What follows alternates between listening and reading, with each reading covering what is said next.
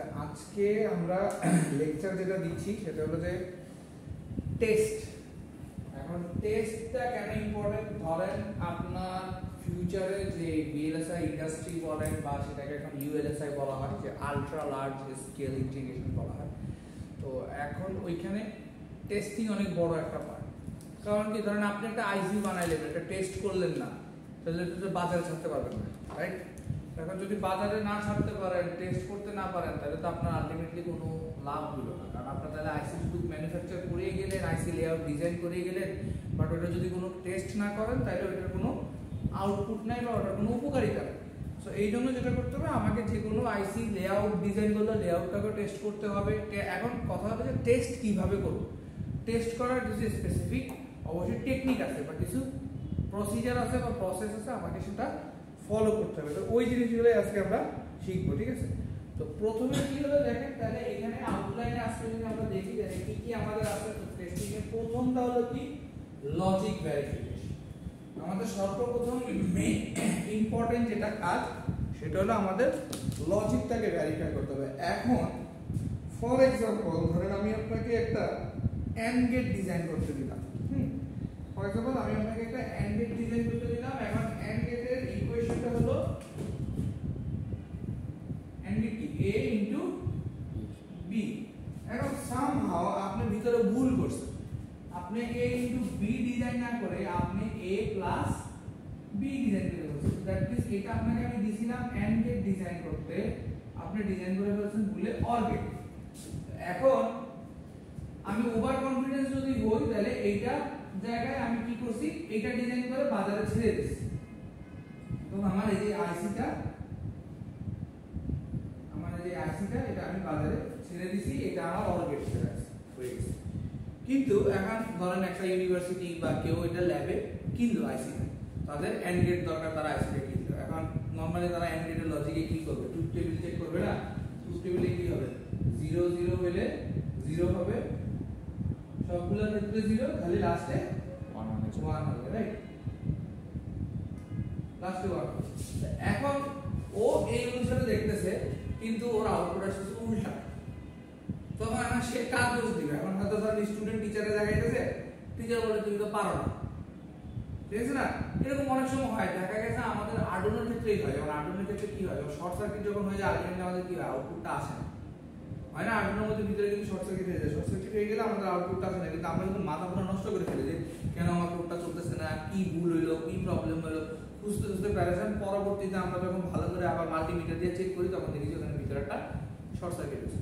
তো এই জন্য আমাদের লজিক ভেরিফিকেশনটা খুব ইম্পর্টেন্ট আছে। এখন সেকেন্ড পার্ট হলো সিলিকন ডিবাগ। এখন সিলিকন ডিবাগ বলতে কি বুঝাইছে? আমরা তো জানি কি যে আমাদের সবকিছু কি করা হয়, ওয়েফার তৈরি করে ফার্স্টে। তো ওয়েফারটা কি সিলিকন থেকে তৈরি করে, রাইট? তো মেইনলি তো সিলিকনটা কি, যে বালু। সিলিকন ডিবাগ বলতে কি মেইনলি হলো যে আমাদের কি সিলিকন বা সিলিকা মানে হলো আমাদের বালু। তো ওইটাকে কি করা হয়, পরিশুদ্ধ করা হয়, রাইট? পরিশুদ্ধ করে দেন ওইটাকে ওয়েফার বানানো হয়। এখন ওইটা যে ওয়েফার বানায়, ওয়েফার বানানোর আগে অবশ্যই কি করতে হবে, সিলিকনটা টেস্ট করতে হবে না, যে আমার এক্স্যাক্টলি সিলিকন কাজ করতেছে কি না, বা আমি কি পিওর সিলিকন পাইছি না ইমপিওর সিলিকন পাইছি, রাইট? ওইটা তো আমার চেক করতে হবে। তো ওইটাকে বলা হচ্ছে সিলিকন ডিবাগ, মানে ওই সিলিকনটাকে আমি টেস্ট করব। এখন সিলিকনটাকে কিভাবে টেস্ট করা হয়, নরমালি আমরা কি জানি যে যোজনী বা বন্ধন, ঠিক আছে, সমযোজী বন্ধন, রাইট? কোভ্যালেন্ট বন্ড যেটাকে বলে। তো ওইটার জন্য সিলিকন হলো সবচেয়ে বেস্ট। আমরা যদি সিলিকনের ল্যাটিস দেখি, তাহলে সিলিকনের ল্যাটিসটা কিরকম থাকে, এরকম থাকে, এদিকে দুইটা হাত, এদিকে দুইটা হাত, এদিকে দুইটা হাত, রাইট? এরকম থাকে। যে জন্য আমরা কি সিলিকনটাকে সিলেক্ট করছি এটার জন্য, কারণ ওর বন্ডিং পাওয়ার এবং ওর বন্ডিং ক্যাপাবিলিটি সবচেয়ে ভালো। এখন বর্তমানে রিসার্চ চলতেছে, বাট স্টিল এখন সিলিকনের কম্প্যাটিবল কোনো আসেনি, মলিকিউল আসেনি। আচ্ছা, তো তাহলে আমরা সিলিকনকে এইভাবে টেস্ট করব। তাহলে তার মানে সিলিকনটা কিভাবে টেস্ট করে, যেমন উদাহরণস্বরূপ ধরেন আমরা যে ওই যে ব্যাটারিতে অ্যাসিড ব্যবহার করে, বলি না যে আমাদের ব্যাটারিগুলোতে অ্যাসিড আছে, বা ওই যে ছোট্ট পেন্সিল ব্যাটারি যখন নষ্ট হয়ে যায়, বাচ্চারা মুখে দিতে যায়, তখন আমরা মানা করি যে মুখে দিও না, এটা অ্যাসিড। বা অনেক সময় দেখা গেছে অনেকে ইচ্ছা করে যে কামড় দিয়ে টান দিতে গেলে এই যে ঠোঁট টিয়া হয়ে যায় অ্যাসিডের। এখন আমার কথা হলো ব্যাটারিতে অ্যাসিড কেন ব্যবহার করা হয়, কোশ্চেন। এরকম তো কোশ্চেনটা একটা নর্মাল কোশ্চেন, ব্যাটারিতে কেন অ্যাসিড থাকবে, আসছে কখনো মাথায়? উত্তরটা কি? এটার উত্তর আসে নাই মাথায়। কিন্তু মজার কথা কি, আপনি আবার বাজারে গিয়ে যদি বলেন I want lithium ion battery, আপনি কি ওয়ার্ডটা ইউজ করছেন? আমি লিথিয়াম আয়ন ব্যাটারি চাই। এখন দেখেন আপনার ওই মানে চাহিদার মধ্যে উত্তরটা আছে লিথিয়াম আয়ন ব্যাটারি চাই। এখন আয়নটা আসে কোথা থেকে? না, আয়নটা আসবে কিভাবে? Cation anion. এখন ক্যাটায়ন অ্যানায়ন হবে কি? একটা দ্রবণের মধ্যে, একটা দ্রবণের মধ্যে যখন আপনি একটা নতুন কোনো মৌল বা মলিকিউলস অ্যাড করবেন, যদি সেটা পজিটিভ হয়, মানে যদি সেটা পজিটিভ হয় অ্যাকসেপ্ট হয়, তাহলে সেটা ক্যাটায়ন, আর নেগেটিভটা হলে অ্যানায়ন। এখন ওই হিসাবে আপনার কিন্তু ওই লিথিয়াম আয়নটা আছে। তো তাহলে আলটিমেটলি এখন সিলিকনটা আমি কিভাবে টেস্ট করব? Same process. নিশ্চয়ই আমরা কোনো কেমিক্যাল দিয়ে দেখতে হবে যে ও সিলিকন কি না, সিলিকনটা কি পিওর না ইমপিওর। আর যদি সিলিকনটা পিওর হয়, দেখবেন যে ও এই দুই হাতে বন্ড নিয়ে কাজ করতেছে, এই দুই হাতে করবে, এই দুই হাতে করবে, এই দুই হাতে করবে। কিন্তু যদি ইমপিওর হয়, সামহাও এটা কাজ করতেছে না, তাহলে ওই সিলিকনটাকে আমি ওয়েফার বানালে আমার আইসির জন্য কোনো লাভ হবে না। এটাই হলো কি সিলিকন ডিবাগ। ঠিক আছে, এখন পরবর্তী হলো ম্যানুফ্যাকচারিং টেস্ট। এখন ম্যানুফ্যাকচারিং টেস্ট কি? প্রথমে ধরেন লজিক ভেরিফিকেশন হয়ে গেল, সিলিকন ডিবাগ হয়ে গেল, ম্যানুফ্যাকচারিং টেস্ট। এখন ম্যানুফ্যাকচারিং টেস্ট হলো কি? আমি যখন একটা আইসি ডিজাইন করি বা বানাই, আমি অলরেডি একটা কি কাস্টমারের কাছ থেকে কি পাই? একটা স্পেসিফিকেশন শীট পাই, রাইট? বা ধরেন আরডুইনোর যখন আছে, আরডুইনোর ন্যানোর এক ধরনের স্পেসিফিকেশন আছে, উনোর এক ধরনের আছে, রাইট? তো এক একটা আইসি, অর্থাৎ বিশেষ করে আমি আরডুইনোর এক্সাম্পলটা কেন দিচ্ছি, কারণ আরডুইনোতে আমরা অলরেডি একটা আইসি ইনবিল্ড করি, সেটা হলো 80 মেগা 328। তো ওইটার একটা স্পেসিফিকেশন আমাকে কাস্টমার দেয় যে আমার এত ভোল্টেজে এটা চলতে হবে, এত কারেন্ট আমাকে দিতে হবে, আর এটার পারফরম্যান্স আমার এরকম দিতে হবে। এখন ওই যে কাস্টমার আমাকে যে ম্যানুফ্যাকচারিং এর সময় যে একটা স্পেসিফিকেশন দিল, ওইটা কি আমি ফুলফিল করছি কিনা, ওইটাই হলো ম্যানুফ্যাকচারিং টেস্ট।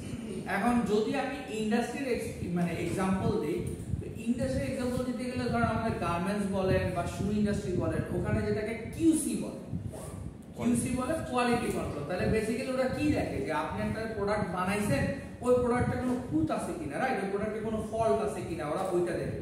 তো সিমিলারলি ওই ম্যানুফ্যাকচারিং টেস্টটাই হলো ওই কিউসিটা, কোয়ালিটি কন্ট্রোল। অর্থাৎ আইসির ক্ষেত্রে তখন ওরা চেক করবে যে এটার ভোল্টেজ যে রেটিং ছিল সেই রেটিং অনুসারে সে পারফর্ম করতেছে কিনা, কারেন্ট রেটিং যেটা ছিল সেই অনুসারে সে পারফর্ম করতেছে কিনা। ঠিক আছে, সো ওইটাই হলো। তারপরে ধরেন পিন নাম্বারগুলো আপনি ঠিকমতো বসাইছেন কিনা। আপনার তো আইসিটা তো আপনি তো লেআউট ডিজাইন করবেন, এরপরে মেইন ম্যানুফ্যাকচারিং বডি তো আরেকজন বানাবে। তো এখন আপনি পিন নাম্বার হয়তো ভুল দিয়ে দিচ্ছেন, উদাহরণস্বরূপ আপনি 1 থেকে 8 ডানে দেওয়ার জায়গায় বামে দিয়ে দিচ্ছেন। সো এই জিনিসগুলো চেক করা হয়। তো ওইটাই হলো ম্যানুফ্যাকচারিং। সো বেসিক্যালি এই তিনটা হলো কি টেস্টিং প্রসেস। আচ্ছা, এরপর হলো ফল্ট মডেলস। তাহলে এখন ফল্ট মডেলস কি? ওই যে আমরা যেটা বললাম যে লজিক ভেরিফিকেশনের মতোই একটা ফল্ট মডেল হয়। এখন ফল্ট মডেল উদাহরণস্বরূপ ওই যে আমি যেটা লাস্টে বললাম যে ম্যানুফ্যাকচারিং এর মধ্যে যে আপনি আইসি দিয়া পিনগুলো দেখা গেছে সিরিয়াল হচ্ছে 1 থেকে 8 হলো ডানে, বাট আপনি ভুলে দিয়ে দিয়েছেন কোথায়? বামে। এখন বামে দিলেও কিন্তু যে বুঝবে সে কিন্তু চাইলে সোয়াপ করে দিলে কিন্তু তার আইসিটা কিন্তু কাজটা ঠিক মতোই করবে। বাট বেসিক্যালি ওটা আমার কি মডেলটা ভুল, রাইট? সো ওইটাই হলো আমার কি ফল্ট মডেলস। আছে এরপর হলো অবজারভেবিলিটি এন্ড কন্ট্রোলেবিলিটি। এখন অবজারভেবিলিটি এন্ড কন্ট্রোলেবিলিটি বলতে কি বোঝায়?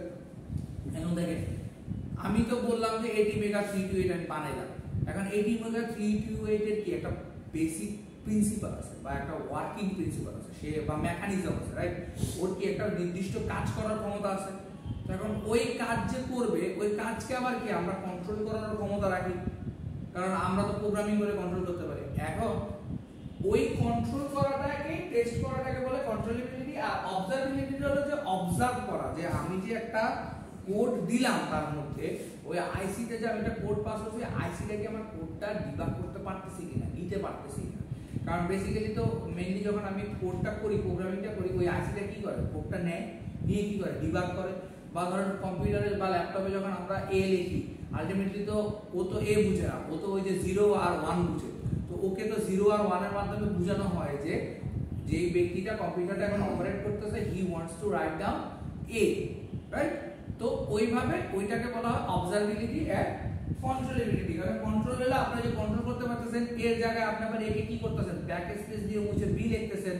ঠিক আছে, আচ্ছা তারপর বলছে ডিজাইন ফর টেস্ট স্ক্যান আর বিআইএসটি। এখন স্ক্যান কি নরমালি তো আপনারা যে কোনো জায়গায় দেখছেন যে কিউআর কোড স্ক্যান করে, তো এইটা ওরকম, এটা হলো যে স্ক্যান করে। এখন স্ক্যানটা কি ওদের অনেক বড় একটা মাইক্রোস্কোপ মেশিন আছে, ওই মেশিনের মধ্যে যখন আইসিটা দিবেন পুরো ওই আইসি লেআউটটা দেখতে পারে, ঠিক আছে, ইলেকট্রো মাইক্রোস্কোপ মেশিন ওইটাকে দেখতে পারে। বিআইএসটিটাও সেম, বিআইএসটিটা আমরা পরে ডিসকাস করব, ঠিক আছে। তো বাউন্ডারি স্ক্যান, এখন বাউন্ডারি স্ক্যান কি, এখন দেখেন আমরা তো যে এরিয়া ক্যালকুলেশন করছিলাম না স্টিক ডায়াগ্রাম দিয়ে, তো আমার ওখানে হ্যাঁ এরিয়া, তো এরিয়া ক্যালকুলেশন করার সময় আমার কি ছিল, লেন্থ ছিল আর কি ছিল, উইডথ ছিল, রাইট। এখন আমি তখন একটা কথা বলছিলাম যে আপনারা কি করছেন, এক একজন এক এক ওয়েতে ক্যালকুলেশন করছেন, সবারটাই ঠিক, বাট একটু পজিটিভ। আচ্ছা, যেখানে ছিল বাউন্ডারি স্ক্যান, এখন বাউন্ডারি স্ক্যানটা কি, যেটা বললাম যে ওই যে একটা লেন্থ আছে, এরিয়া আছে, তো লাস্টে যখন আমরা ওই যে কি বলি স্টিক ডায়াগ্রাম করছিলাম, এখন অনেকের কি হইছে, কেউ হয়তো লম্বালম্বি গুনতে গিয়ে 6টা গুনছে, কেউ 5টা গুনছে, আবার কেউ এভাবে গুনতে গিয়ে 5টা 6টা গুনছে, বাট আলটিমেটলি দেখা গেছে কি 5টা 6টা কম বেশি এরিয়া কিন্তু সবাই সেম আসছে, এরিয়া সবার কি আসছে, সেম আসছে। কারণ কি, আপনি যদি এই স্টিক ডায়াগ্রামে যদি এইভাবে যদি লেন্থের কথা চিন্তা করেন, তখন আপনি কি করছেন, কারো 5 ল্যাম্ডা আসছে এইভাবে, কারো আসছে 6 ল্যাম্ডা, আবার এইভাবে যখন ক্যালকুলেট করছেন এখানে কারো 5 ল্যাম্ডা আসছে, কারো 6 ল্যাম্ডা আসছে। তো ধরেন একটা ব্যক্তি এখানে আসছে 5 ল্যাম্ডা, এখানে আসছে কত, 6 ল্যাম্ডা, তাহলে দুইটা গুণ করে দিলে আলটিমেটলি কি হবে, 30, আচ্ছা 30 ল্যাম্ডা, 30 ল্যাম্ডা স্কয়ার, তার এরিয়া এটা আসছে। আবার আরেকজন ধরেন ভুল করছে বা যেটা নিজে এটা করছে আর এটা করছে, তাহলে তারও কি আসছে 30 ল্যাম্ডা স্কয়ার। এখন আমি বুঝবো কিভাবে কারটা সঠিক কারটা ভুল, কোন উপায় আছে বুঝার, শুধুমাত্র এরিয়া ভ্যালু দেখে বুঝার উপায় আছে নাই। বাট আমার কিন্তু কাস্টমার যখন স্পেসিফিকেশন দিছে বা যখন আমি ডিজাইন করছি, তখন কিন্তু আমার একটা বাউন্ডারি বলে দিছে না, এই ওইটাই হলো বাউন্ডারি স্ক্যান। ওই তখন আমি যখন বাউন্ডারি স্ক্যান করব, এইদিকে স্ক্যান করব, এদিকে স্ক্যান করব, তখন আমার যেটা আসবে, ধরেন স্ক্যান করার পর এখানে আসলো 5, স্ক্যান করার পর এখানে আসছে 6, তার মানে যে এখানে 6 নিছে আর এখানে 5 নিছে, দুই নাম্বার ব্যক্তি তারটা কি, রাইট, এক নাম্বারটা কি, আমি যখন করছিলাম তখন বলছে দুইজনেরটাই হবে, কিন্তু ফাইনাল ডিসিশনটা হবে লাস্টে গিয়েছি কাটটা ওকে, কাটটা ওকে না,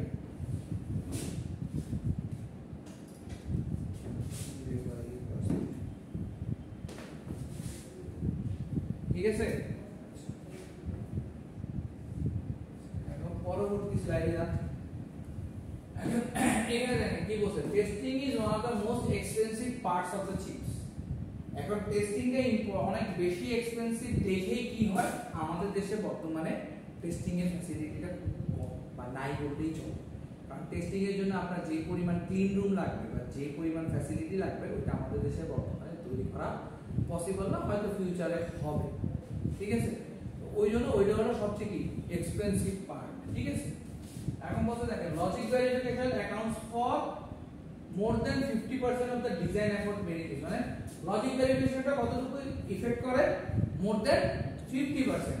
তারপরে কি বলছে, debug time after fabrication has ইনরমাস opportunity cost. এখন দেখেন এই ডিবাগ টাইম কেন বলছে, এখন ধরেন আপনার একটা জায়গায় শিপমেন্ট আছে, যে আপনার আগামী কালকে আপনাকে কাস্টমারকে দিতে হবে, তাহলে এখন আপনার এখন ডিবাগিং শেষ হয়।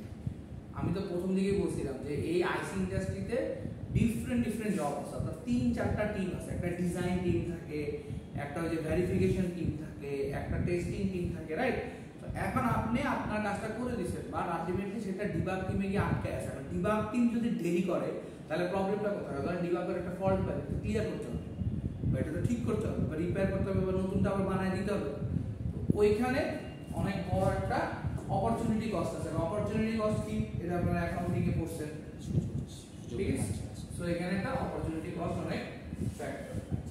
তারপরে বলছে shipping defective parts can sink a company. ওই যে আপনি তাড়াহুড়া করে কি করলেন, একটা ডিফেক্টিভ পার্ট পাঠায় দিলেন, শিপমেন্ট করে দিলেন, ওই যে যেটা আমরা প্রথম দিকে বলছিলাম, পাঠায় দিলেন, পরে আর আপনি অর্ডার দিবে ওই কাস্টমার জীবনে অর্ডার, তখন এটা কিন্তু একটা যে কোনো একটা কোম্পানির জন্য হিউজ একটা লস হয়ে যায়। কারণ এক্সাম্পলটা কি দিছে দেখেন, ইন্টেল FDIP বাগ 1994 সালে, এটা ইন্টারনেট সার্চে দেখবেন, 1994 সালে ইন্টেল একটা ভুল করছিল। 94 সালে ইন্টেল একটা ভুল করছিল, ওখানে কি ছিল, logic error not caught until 1 million unit shift, মানে 1 মিলিয়ন ইউনিট শিফট করা পর্যন্ত লজিক এররটা ধরা পড়েনি। তারপরে যখন ধরা পড়লো তাদের লস করতেছে দেখছেন 450 million. 450 million. Can you imagine এত বড় একটা লস জাস্ট অনলি টেস্টিংটা ঠিকমতো না করার কারণে।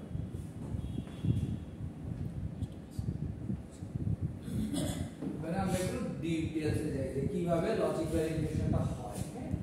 তো দেখেন প্রথম লজিক ভেরিফিকেশনের first question, does the chip simulate correctly. এখন সিমুলেট কারেক্টলি কথাটা মানে কি, আমরা যে কোনো কিছু অর্থাৎ বিশেষ করে ইঞ্জিনিয়ারিং সেক্টরে ধরেন একটা মেশিন বলেন বা একটা কিছুই বলেন, সিমুলেশন না করে আসলে আমরা কনফার্ম হতে পারি না যে আইদার এটা কাজ করতেছে কি করতেছে না, রাইট। এখন সিমুলেশন তো অনেক ধরনের। যদি আমি বাস্তব একটা एग्जांपल দেই, ধরেন আমরা মাল্টিমিটার কিনতে যাই না বিভিন্ন দোকানে, মাল্টিমিটার কিনতে গেলে কি আমরা সিমুলেশন বলো তো, কে বলতে পারবে? আপনারা প্র্যাকটিক্যালি সাথে কোনো অ্যাওয়্যার না, মানে মনে হয় ফ্যাক্টরিতে চাকরি করতেছি, আপনারা খালি বই পুস্তক বলেন না সিমুলেশন কেমনে করে। একটা মাল্টিমিটার কিনতে গেলে কি টেস্ট করে? সবগুলো স্যার টেস্টিং দিব স্যার, সবগুলো টেস্ট কি করে বলছেন? ভোল্টেজ লেভেল ঠিক আছে কি না, ও স্যার শর্ট সার্কিট টেস্ট কেমনে? স্যার ওই যে দুই মাথা না, তেলে সার্কিট স্যার আপনি দেখবেন যে ওইটার ওই শর্ট সার্কিট টেস্ট না, ওইটার ওই দেখবেন যে নবটার একটা সার্টেন এতে ধরে দুইটারে একসাথে ধরে ধরলে একটা টুট করে আওয়াজ করে, এটা বলেন স্যার ওইটাতে শর্ট সার্কিট টেস্ট স্যার, টুট করে একটা কন্টিনিউটি টেস্ট। আচ্ছা পজ এটা বলতে স্যার। আচ্ছা এখন দেখেন তো তাহলে সিমুলেশনটা কিভাবে করি। তো এখন বেসিক্যালি দেখবেন যে আপনারা ল্যাবে অসিলোস্কোপ চালানোর আগে কি করে সিমুলেশন করে নেন, করে তারপরে কি হইছে যে কি বলে এটা ইলেকট্রিক্যাল সার্কিট দুতে কি করছেন, এসি ল্যাব করার সময় হইছে সাইন ওয়েভ এগুলা দেখছেন। তো সিমুলেশন যদি না করেন আলটিমেটলি দেখা গেছে কি অসিলোস্কোপে কি হয়, নয়েজ থাকে, নয়েজের কারণে কি হয় আপনারা সাইন ওয়েভটা দেখবেন যে এরকম তেরা বেকা আসে, স্মুথ আসে। সো ওগুলা আপনি আগে থেকে সিমুলেশন করে নিতে পারেন। এখন দেখেন কি বলছে, ইউজুয়ালি ডান এট এইচডিএল লেভেল। এইচডিএল লেভেল বলতে যখন কোডিং করা হয় তখন, অর্থাৎ এইচডিএল মানে কি, হার্ডওয়্যার ডেসক্রিপটিভ ল্যাঙ্গুয়েজ, তখন ওই লেভেলে চেক করা। আচ্ছা তারপর বলছে কি, verification engineers write test bench for HD. And এই টার্মটা কি পড়াইছি মনে পড়ে? ল্যাবে বারবার কেন বলছিলাম টেস্ট বেঞ্চ, মনে আছে? ল্যাবে বলছেন স্যার এটা একটা কোড, আবার টেস্ট বেঞ্চ আর একটা কোড। টেস্ট বেঞ্চে কি করছিলেন এই কথা কে বলতে পারবে? মডেল সিম যখন ইউজ করছেন টেস্ট বেঞ্চে কি লিখতেন? স্যার আমরা নিজেরা স্যার ইনপুট, হ্যাঁ ইনপুটগুলো নিজেরা দিতেন, ওই যে গেটের ক্ষেত্রে এন্ড গেটের ক্ষেত্রে 0 1 ওই যে ওটা লিখতেন, right? So this is what test engineer does, ঠিক আছে?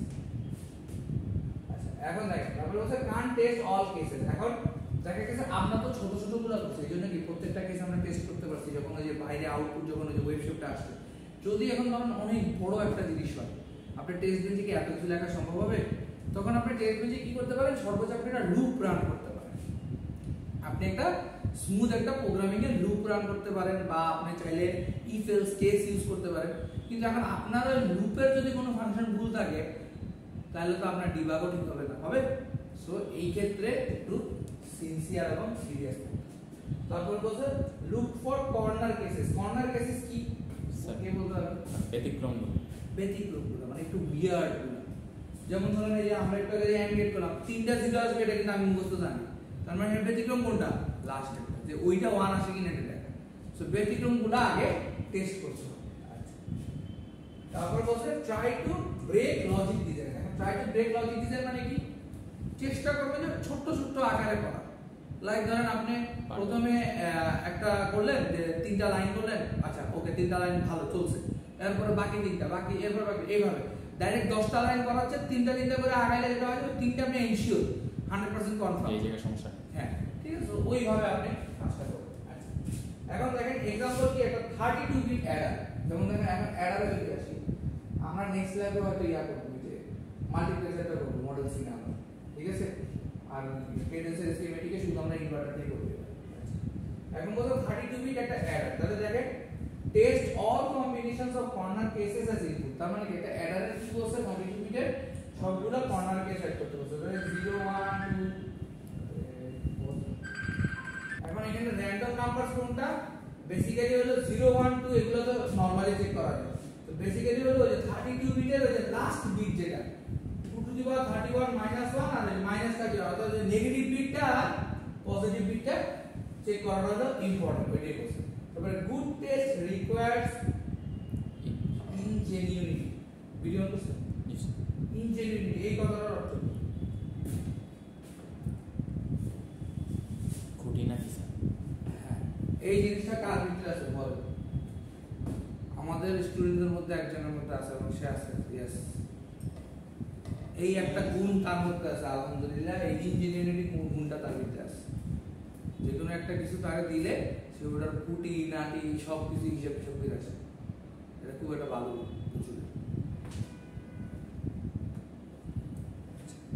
এখন আসেন সিলিকন ডিবা তাহলে সিলিকন ডিবা কি বলছে test the first chip back from the fabrication ওই যে আমি যেটা বললাম ব্যাক ফ্রম দ্য ফ্যাব্রিকেশন কেন কারণ আমরা সিলিকন ওয়েফার বানানোর সময় যে সিলিকনটা সিলেক্ট করছিলাম ওইখানে আমাদেরকে ফিরে যেতে হবে ঠিক আছে if you are lucky they work the first time if you are not then you are work কারণ ওটা তো আপনি বাইরে থেকে আবার বানাতে পারবেন কারণ অলরেডি সেখানে আপনি মেটাল মোটাল অনেক কিছু দিয়ে দিয়েছেন রাইট কারণ যে মেটালাইজেশন একটা পদ্ধতিও আছে সবকিছু দিয়ে দিয়েছেন তাহলে ওটা তো বাংলা সিলিকন পাটাটা সো এই জন্য অনেক ইম্পর্টেন্ট এটা আগে ওই সিলিকন ডোপিং থেকে শুরু করে হ্যাঁ ডোপিং থেকে হ্যাঁ প্রথম থেকেই আমরা শুরু করি এরপরে লজিক বাগস ভার্সেস ইলেকট্রিক্যাল ফেলিয়ার এখন লজিক বাগস আমি বুঝছি লজিক বলতে ইলেকট্রিক্যাল ফেলিয়ার কি হতে পারে কি বলতে পারো আইসির মধ্যে ইলেকট্রিক্যাল ফেলিয়ার কি হতে পারে ওভার কানেক্ট ওভার কারণ ওভার কানেক্ট কেন হতে পারে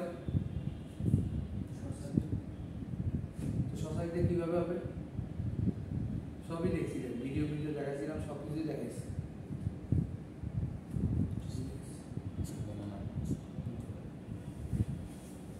ধুলাবালি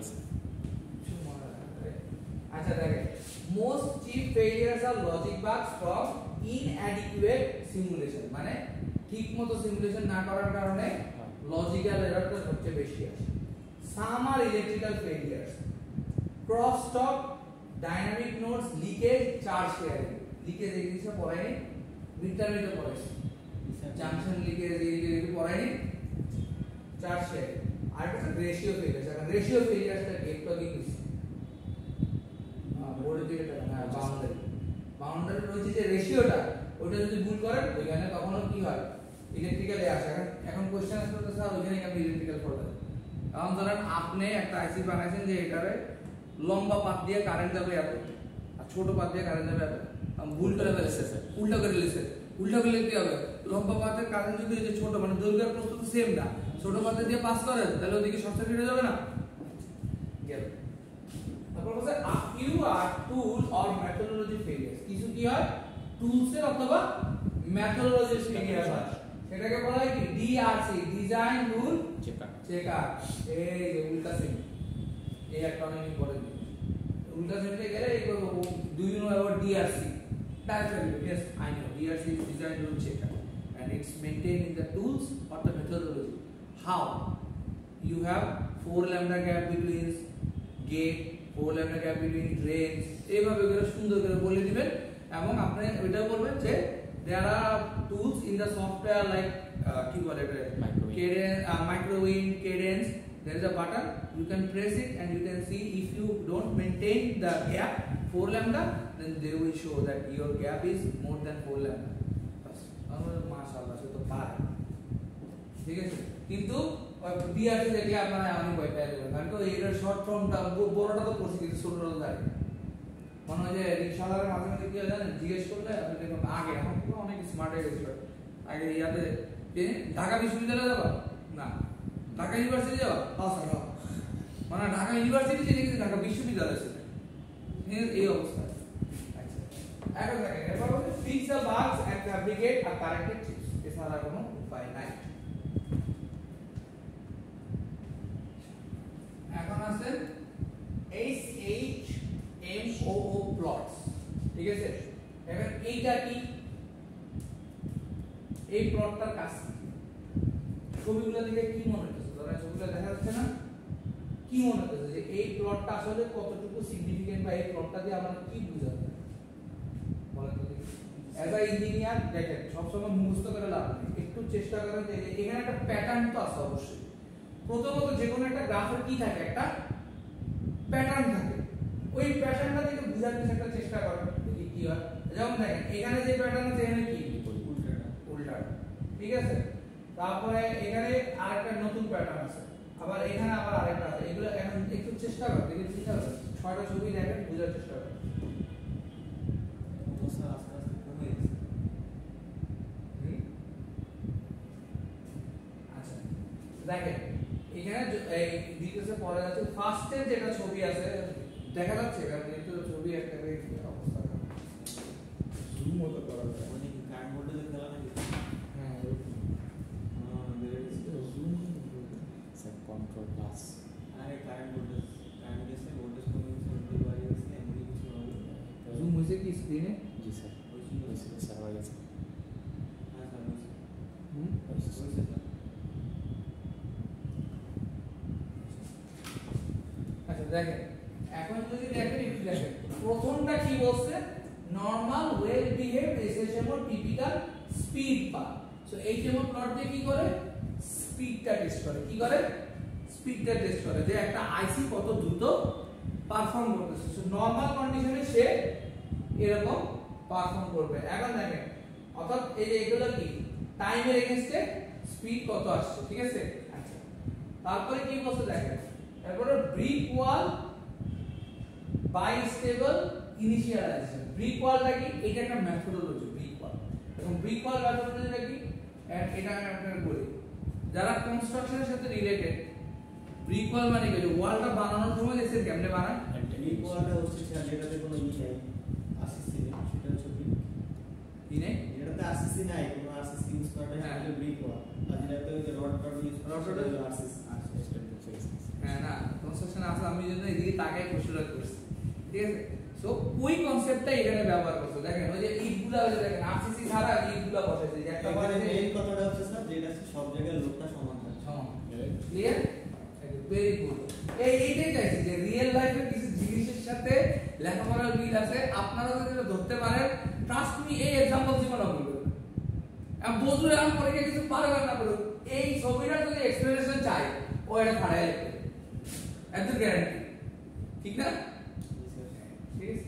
আচ্ছা এখন দেখেন এইটা কি, এটা হলো ওয়াল, নরমাল একটা ওয়াল ফেলস এট সার্টেন ভোল্টেজ কাপলিং এ যাবে। এই যে এইটার কনস্ট্রাকশন এই দুটো মোটামুটি ভালো কনস্ট্রাকশন। এন্ড এটার কনস্ট্রাকশনটা হয়ে গেছে কি, সবগুলা ইট একসাথে বসায় দিয়েছে। এটা হয়ে গেল ওই যে দেখেন না যে কিছু ইয়ার দেয়াল বসালে আমরা ধাক্কা দিলে দুম করে দেন, এটা হলো সেইটা। এটার কনস্ট্রাকশনটা ঠিক নাই, স্পিডে আর এটা হলো কি রিভার্স স্পিড পাথ, অর্থাৎ যেটা বললাম এইটারই উল্টাটা হইছে এটা, ঠিক আছে।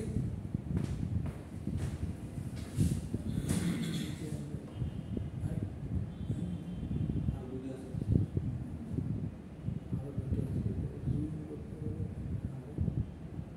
ডিজিটাল সমান নিয়ে শুরু দিয়েও শেষ হয়েছে। আচ্ছা এখন দেখেন, এখন এটা কি ফ্লোর, এটা হলো finger. Floor works at high but not low frequency.